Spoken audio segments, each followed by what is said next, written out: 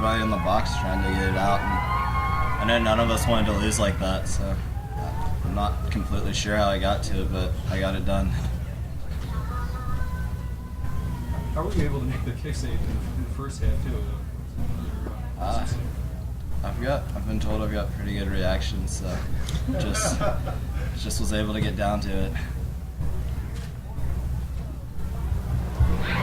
For any of you guys, describe what the dog pile was like after the game was over. Rush on the field. It was good to come behind victory. We did that earlier in the playoffs against Emory, and going down a goal, it's always hard coming back.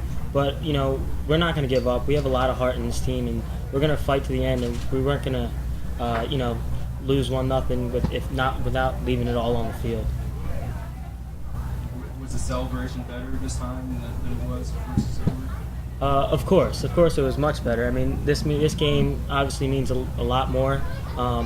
There's over 300 Division III schools, and now there's 2, and we're lucky. Especially me and Hunter as co-captains to be seniors, and it's really a dream come true to get down to the finals. Describe how exhilarating that was rushing the field. What were you guys saying to each other? I mean, obviously we came into the game. We all believed that we could win the game, but I don't know, just winning. It's just amazing. Coming from behind and scoring in overtime like that. It's a good feeling. It's definitely a good feeling.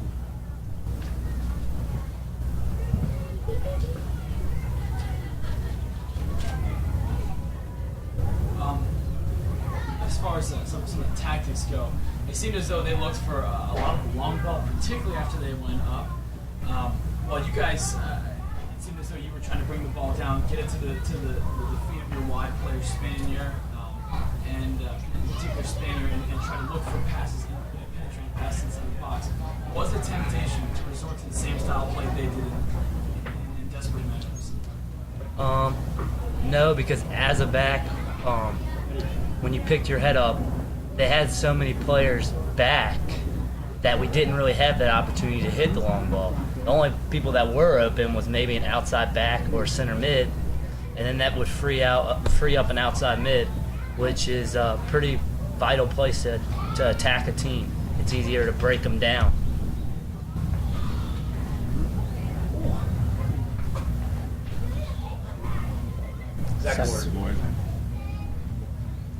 Great throw-in on the final goal that went to Stephen Brooks. Just describe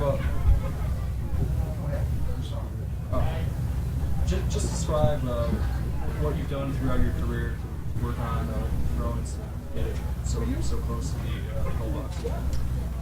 At a young age, I've always had an ability to throw the ball longer than most of my teammates growing up.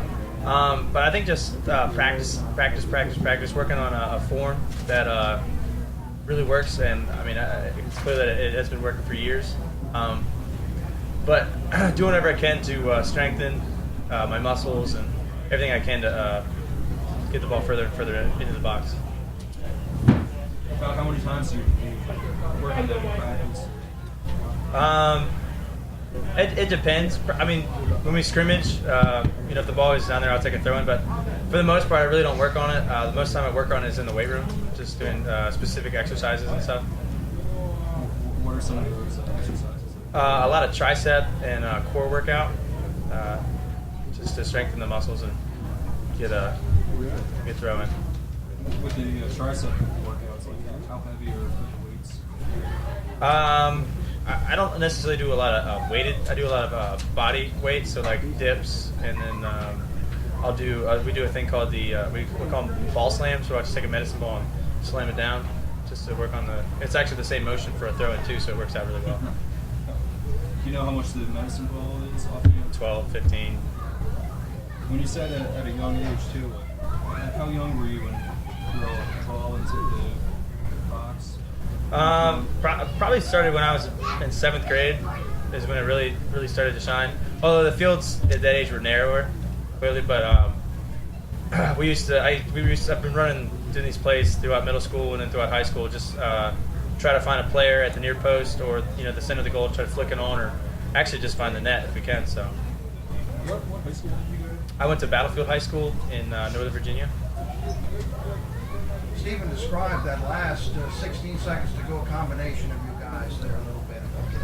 Well, Ward put a perfect throw right at me, and I saw it coming, and it was the perfect height and great trajectory, and I just thought all I had to do was put a little flick on, and it looks like it's going to go back post.